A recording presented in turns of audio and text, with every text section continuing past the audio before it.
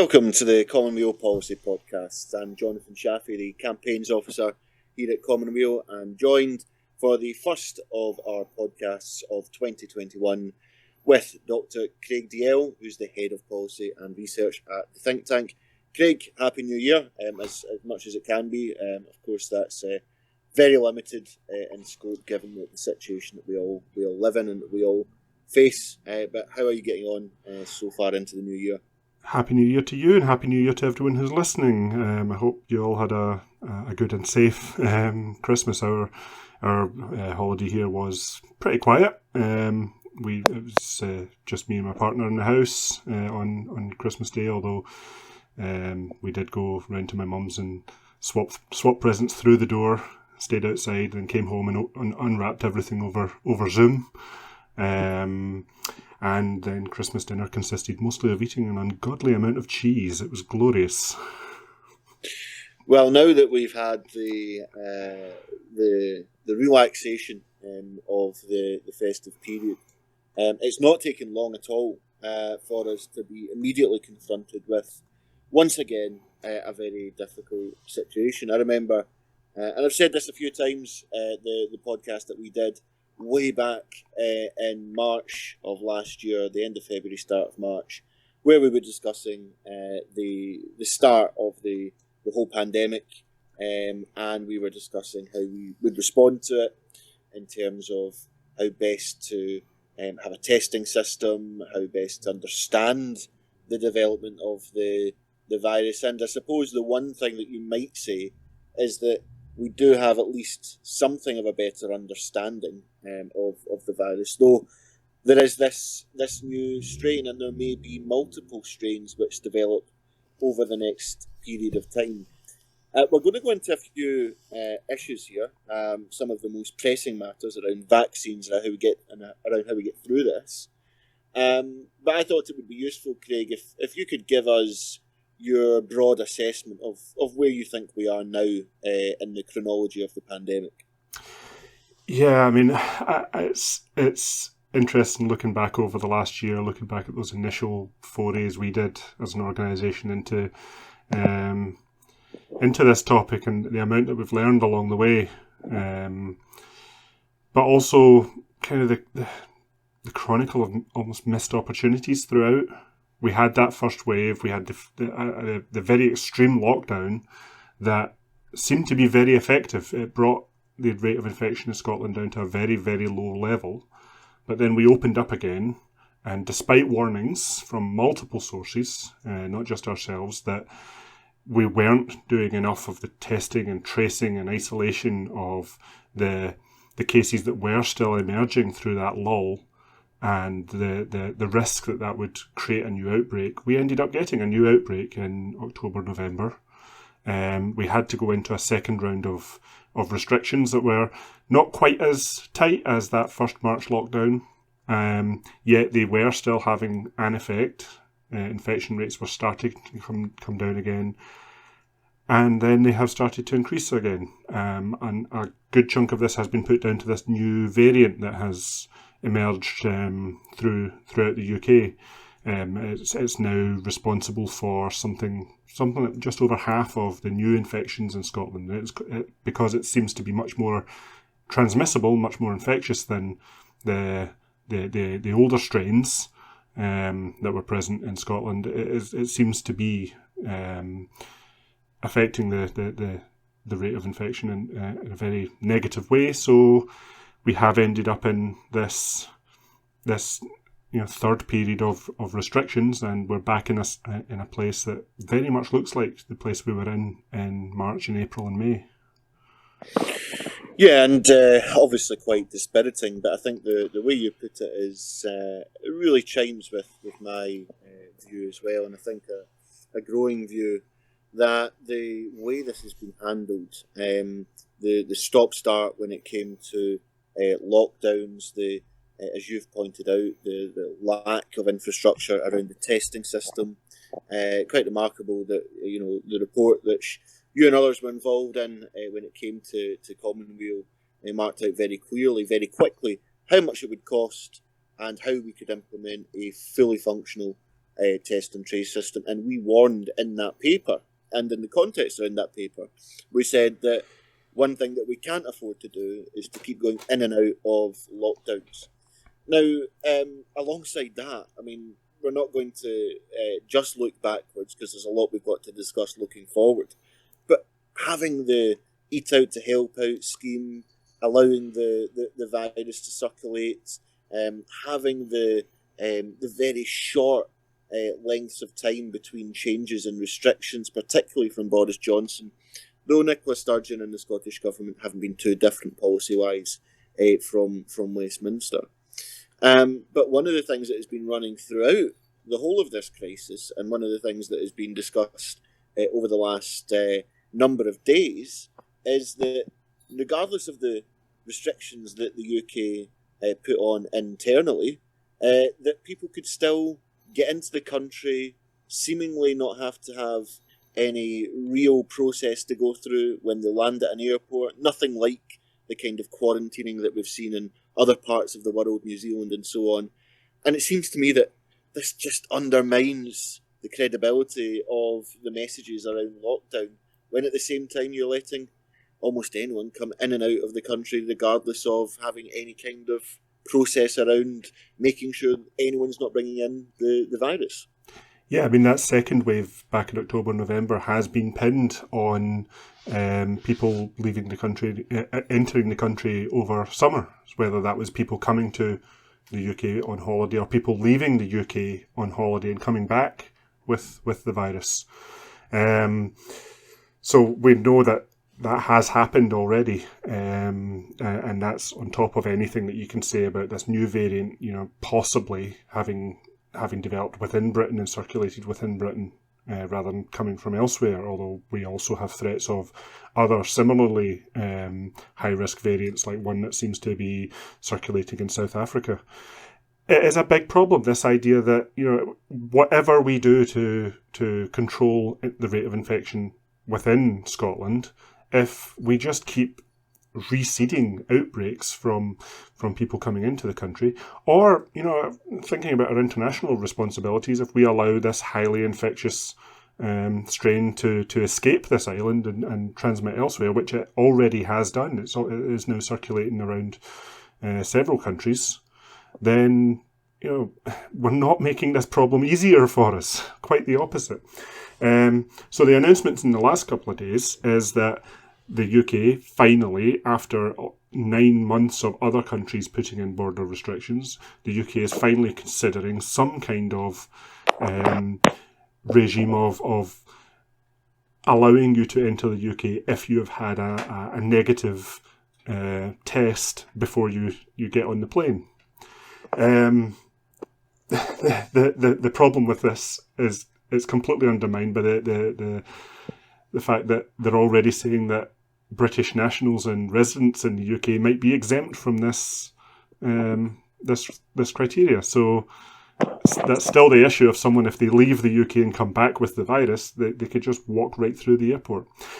You also have an issue, and this was brought up when we lobbied the Scottish Government to try and increase border checks and testing, is that if you are in the very, very earliest stages of having the virus, then it might be harder for it to be detected just by a test. So you might have the test just before you get on the plane, and by the time you arrive here, you're now infectious.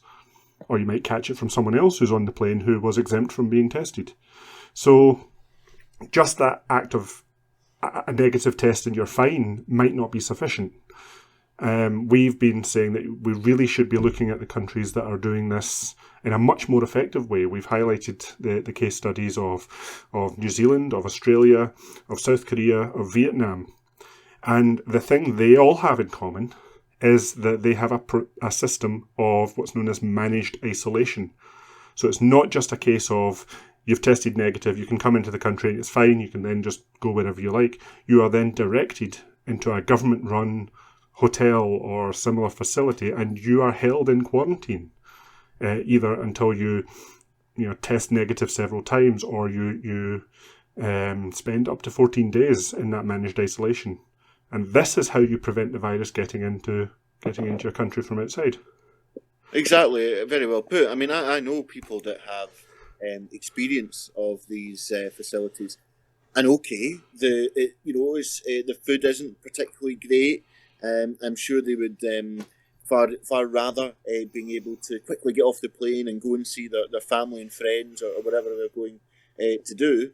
But I think that they understand that the benefits that you get from having this kind of system just so outweigh the costs, and those costs are huge. They are costs to not just the economy, but people's mental health, people's relationships, all kinds of things that have been discussed, that have been tied to the need to go into these lockdowns. Now, let's just move the conversation on a bit, though, because there is one clear difference now, this time round, than at the start of this whole thing, and that is that we do have a vaccine. In fact, there are multiple vaccines being manufactured, and we don't know how these will work in the long term. It may mean that on top of the two jabs that people have to get in order to be immune to the virus, that more may be needed in the years ahead. That's something we've got to look at. But this is a huge logistical exercise, isn't it? So we want to have now, if it's okay with you, Craig, and amongst this, quite a realistic conversation about the vaccine. We've been told so many times, this crisis will be resolved by this time. It doesn't happen, and therefore it's pushed back, and so the cycle goes. I think what people want is a sense of when realistically can we start to talk about things moving beyond the pandemic, the lockdown, and the vaccination programme, and so on. If we could just start then by talking about the vaccine, just give us your general thinking around this. I mean, the fact that we have these vaccines, we have multiple vaccines so quickly, is a global success story. It is one of these consequences of, you might know the old economic adage that you can get a job done well, get it done quickly, or get it done cheap. Pick two. Well, this is an example of what happens when you say that you don't need to pick cheap. You can do things well and you can do things quickly if you throw the resources at it. And we have done that, and we have ended up with multiple vaccines now that appear to be very effective. So yeah, there's a lot to praise in this, and a lot of hope to be gained. But the challenge now switches from one of development to one of distribution, and yeah, we do need to be realistic here. This is one that actually caused me a bit of a mental health hump when I realised what it actually meant in terms of that distribution. And it is one of maths here. If you have a sufficient number of supply and all the bottlenecks are smoothed out, there's still this idea that you can only vaccinate so many people at a time. The UK is looking to vaccinate to do, I think, something like 2 million vaccinations a week. It takes 2 jabs to fully vaccinate someone, so that's 1 million people protected every week, the equivalent of, well, there's 67 odd million people in the UK, so that is still looking at 67 odd weeks to get the vaccine fully rolled out. So really, realistically, we are still looking at about another year of this until everybody is vaccinated. Now, that's not to say that we have to wait for a year to see any results. The way they're putting this out is through really looking at the vulnerable groups first, the older people with underlying health problems, the people who are at a very real risk of dying as a result of COVID. And if we can vaccinate that group first, then we should bring down the number of deaths very quickly. We're also looking at vaccinating the key personnel first, which makes sense. That you need to vaccinate the people who are giving the vaccinations. You need to vaccinate the people who are providing treatment for the people who will still be falling sick. For folk like myself, I'm in my mid-30s, I'm relatively healthy, I've got no underlying health problems, I am way down the priority list. So I am not expecting to get my vaccination until the later part of this year. And that's a sobering thought, but it's one that I've accepted, because if I am the last person on the list, literally the last person on the list, then that means that everybody who needs it more than me has got it. Let's get into some of this, right? Because I want to put some questions to you. Some of the things that I've been doing, some of the things that people have been talking about. First, this whole nature of this vaccine requiring 2 shots. Now, it seems to me that there has to be complete transparency about what's going on here when it comes to the reporting of the figures. So if I report that 1 million people have had the vaccine this week, we need to understand whether or not that 1 million people has had their first or their second shot. I think that's an important point to make, and I would like your view on it. And I would also like your view as well on any analysis you might have on the period of time between administering each shot, so that it complies with the manufacturer's advice. And linked to that, I wondered if you had any thoughts on whether or not that scenario, if it was to come awry, if there was too much of a distance between people getting their first and second shot, whether or not, as some people seem to be saying, that gives scope for the virus to mutate further and to potentially mutate in ways which become vaccine resistant. So, look, I've put quite a lot to you there, but I suppose the central point being, if you could give us your view of the distance between these shots, the importance of the 2 shots, and where does it go in terms of how the virus mutates? Yeah, so this is all a reference to the UK's actual strategy at deploying the virus, the vaccine. the vaccines were tested in a very particular way. That you get your first shot, which either gives you a certain amount of protection, a fairly high but not total level of protection against the virus, or it might be a protection that if you don't get the second shot, it could fade very quickly. It depends on the virus, on the vaccine, which of those scenarios is true.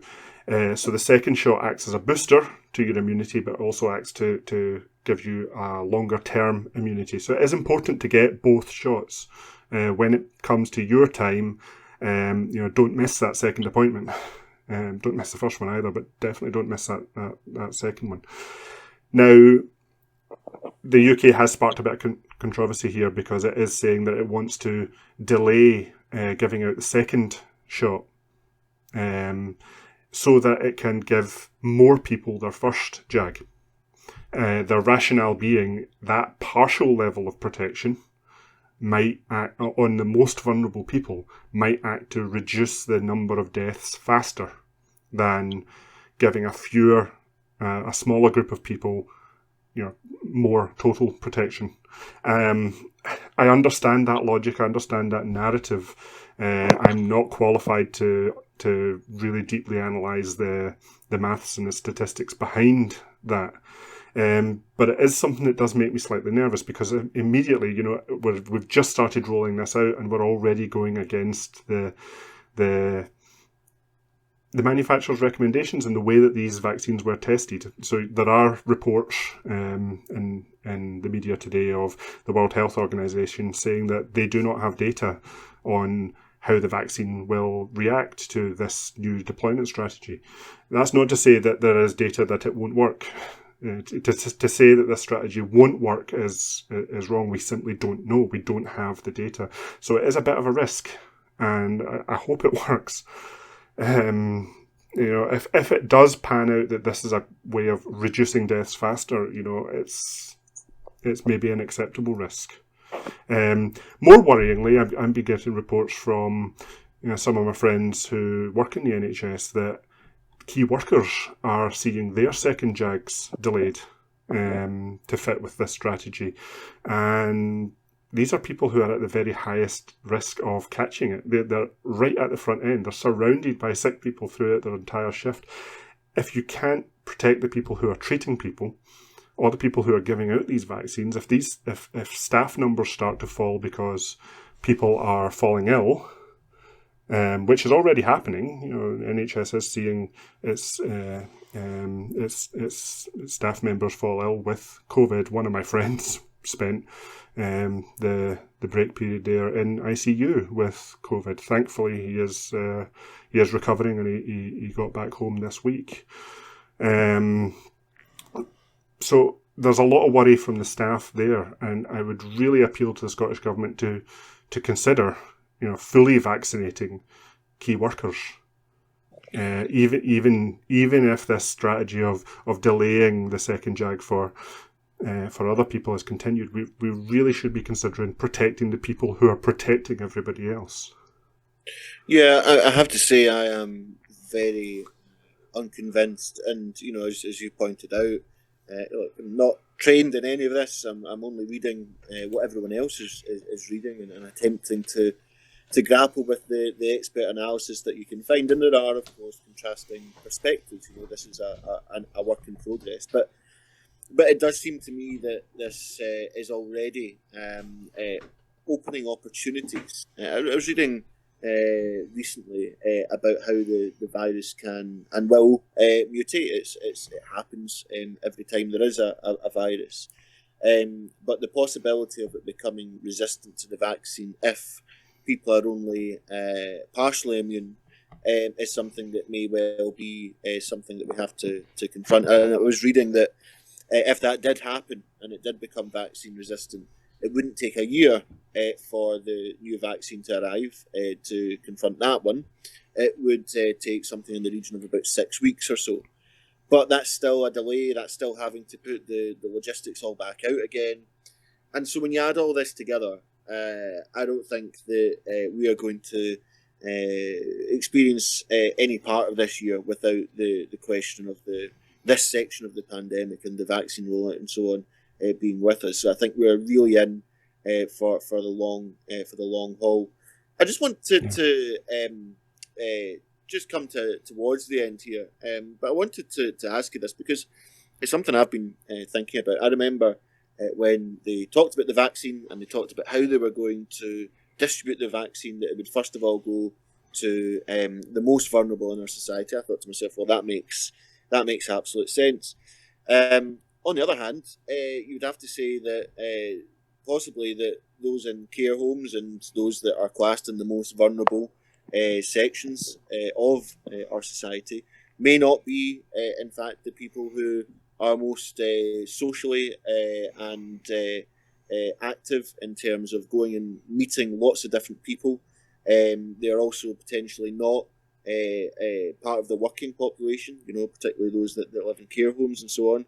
And so the ability for those individuals to actually spread the virus is limited. And I was reading some research and some debate going on about the process they've undertaken in Indonesia, where what they've said is that they're going to start with their working population, their people who are most active around meeting different people, to curtail the spread and therefore to in doing so at the same time protect the most vulnerable because the virus is less prevalent in general. And there were researchers and very expert and very qualified people who were looking at this, and they came to the conclusion that both the Indonesian and the UK strategy had some potential merit, and they were in fact happy that both were taking place so that they could then assess what was most effective in the future. And I just wondered, I found all that quite interesting, and I just wondered, Craig, if you had any thoughts about that. Yeah, it is interesting, and I'm sure that we'll see other countries embarking on their own experiments and strategies. And yeah, scientists love data. We're going to get a lot of research papers coming out of the analysis of those different strategies. I mean, you might find that in some countries where the demographics skew somewhat younger, you might look at different approaches. I lean away from that kind of strategy on the basis that the strategy of preventing deaths is a very valid one. We can't write off old people and just consign them to succumbing to this. The counter argument is there is still the very real threat of long COVID, and we don't know what the long term effects of the virus on younger people might be. We already know that there have been cases of younger people who have permanent damage to their lungs because of this. So maybe trying to prevent future long term health problems is a consideration too. As I say, I think we have it right in the terms of the priority list here. Get the key workers and the infrastructure and the vulnerable people protected first, and then folk like myself can wait. It ultimately is a game of how fast can you get everybody, though. So that's really where we need to be. Just to pick up on your point on the risk of the virus mutating into a vaccine-resistant strain. I mean, the UK at the UK government's press conference yesterday, they mentioned this, and they talked about the risk being non-zero but very low, which is fine. But we are still dealing with an exponentially spreading problem. Very low instances can become national-scale emergencies within weeks, as we have seen with this new transmissible strain. So the very fact that this risk is non-zero should say that we need to double down, triple down, massively increase the things that we were already doing and should have been doing from the start, which is testing, tracing, and isolation. So that if this new strain, a hypothetical vaccine-resistant strain does emerge, we shouldn't even know that it had emerged because people are being isolated and they're not spreading it. That's the solution to this. Yeah, no, I thought that your comments there were really quite interesting, and also to me very well articulated, because these are difficult issues that we're grappling with. I think everyone accepts that, and I totally agree. I think that no one's saying that the vaccine resistant strains that might emerge are in that's going to happen or anything like it. But we have to be prepared for all eventualities, because the thing that's happening as well, that I think is going to become more and more of a question, is that the longer this goes on, the more damaging the economic consequences are going to be, and the social and all of the other things that that are going to be impacted by this. They already have been so heavily and negatively impacted, and it's going to continue. And so here at Commonweal, we've done a huge amount of work, a lot of policy work, a lot of input from Craig and others, where we've looked at economic recovery, and we've looked about how we can do this in a way that rectifies a lot of the economic problems that we had even before the onset of the pandemic, a lot of the inequalities and a lot of the big environmental questions as well. So there's lots that we are going to be doing. I suppose, Craig, I just wanted you to, if you could, just give us a sort of last comment just to conclude today's discussion, just about that, just about looking ahead beyond the pandemic, beyond the vaccine and the virus, and looking at some of the big economic questions that we're going to have to face down, and maybe just a comment about where Commonweal is going and where there's going to be a bit of hope for the future, and where we are going to be applying pressure and building campaigns when it comes to the economic recovery itself.